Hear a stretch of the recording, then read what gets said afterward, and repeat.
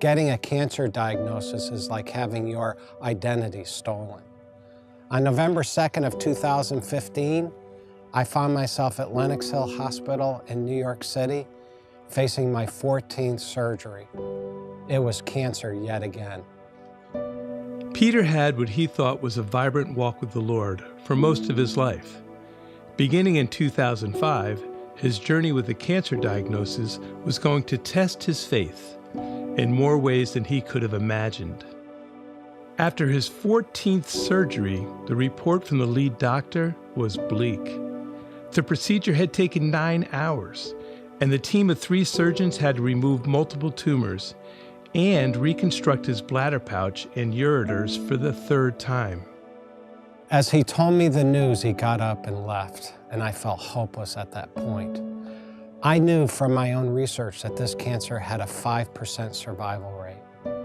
As I surveyed the room, I picked up the sheet and looked at the incision, another long vertical incision with tubes coming out from everywhere.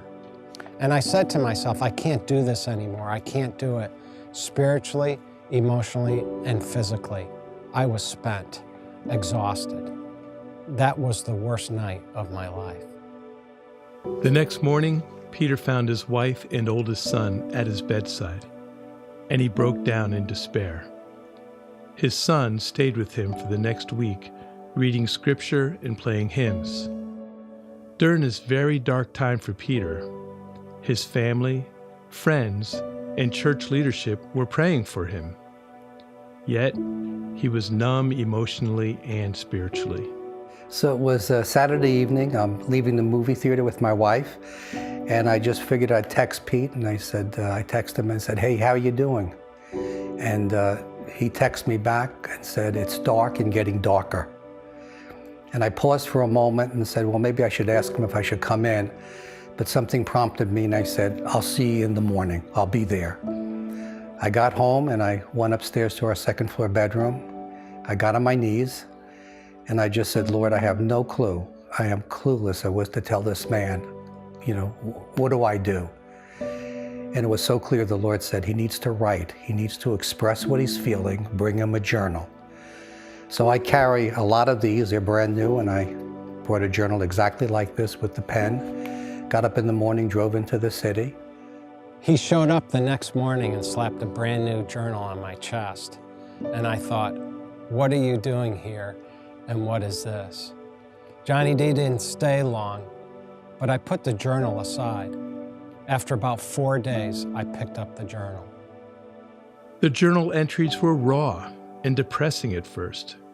Peter felt he had to be honest about how he felt, abandoned by God. He gave me 23 truths that I wrote down. Each time I received one, I would weep. They were reminders about him. He was restoring my relationship with him. Some of those truths are that he loves me and that nothing could separate me from his love. He had been with me in surgery, in intensive care, in recovery. Though I walked through the valley of the shadow of death, Christ was with me. He also said to me, Peter, when you are weak, then I am strong in you.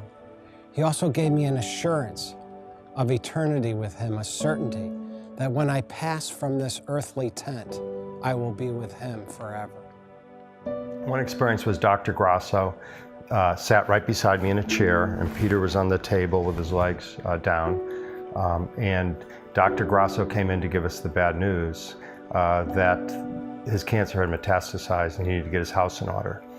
And Dr. Grasso delivered the news to Peter with a broken voice, and I could tell Dr. Grasso was having a hard time. And Peter looked at Dr. Grasso and he said, Dr. Grasso, you don't have to worry about me, because I have a relationship with my Lord and I know exactly what's going to happen to me. One passage of scripture the Lord has used powerfully in Peter's cancer journey is from Luke 8, where a storm engulfs the boat Jesus and the disciples were on while Jesus slept. And Jesus went to the bow of the boat and said to the wind and waves, peace, be still. And the wind and the waves were immediately calm. Then he looked back at his disciples, these men who had followed him, and said to them, where is your trust? And the thing that I love about that story is that Jesus does have the power to calm my storm. Yet what he does promise is he will travel with me and partner with me in it. And when I look at him and focus on him rather than the storm circumstances, I know that I'm going to be okay, that Jesus will deliver me peace and joy despite my storm. It was as if the Lord's arms wrapped around him, and he felt the tangible presence of Jesus. God was affirming Peter as his son and began to speak to him. Peter knows that the same hope, the same peace, and the same comfort that he has in his life today is something he needs to share with others. So he does just that for the glory of God.